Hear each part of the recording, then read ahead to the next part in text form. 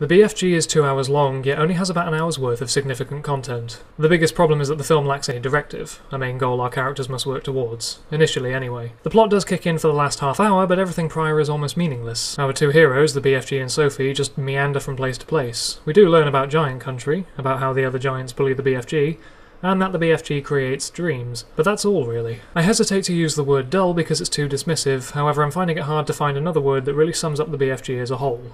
Tedious, maybe. I'm also not being hyperbolic when I say that nothing of note happens for the first hour and a half. The only real tension comes from the other giants finding out that the BFG has a human around. And this is a shame, because a lot of this film is genuinely charming.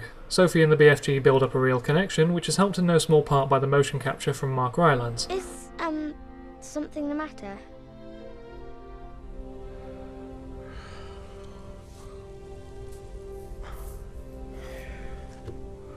No, it's never... It's nice to see CGI like this used intimately, though yes, CGI is used for the broad strokes, painting the large vistas of Giant Country, and incidentally a lot of this film is gorgeously composed. The effects are at their best when the BFG is showing emotion. For something so absurd, he feels so genuine. Which is why it's such a shame that the film around him, and Sophie, lacks any real meaning.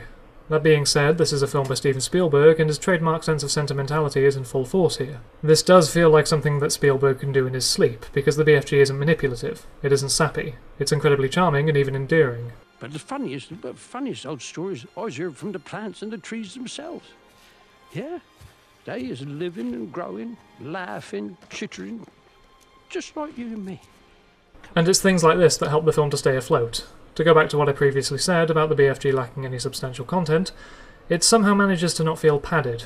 Mostly, anyway. Scenes where Sophie and the giant are together really do sell the illusion. It's true that no, nothing is really happening, the two are just meandering from place to place, but there is still an essence of engagement. Even if the story loses your interest, their friendship certainly won't.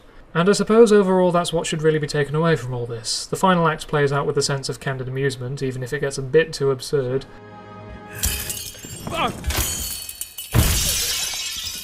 Bob Twinkles! What was that? That was Louis XIV.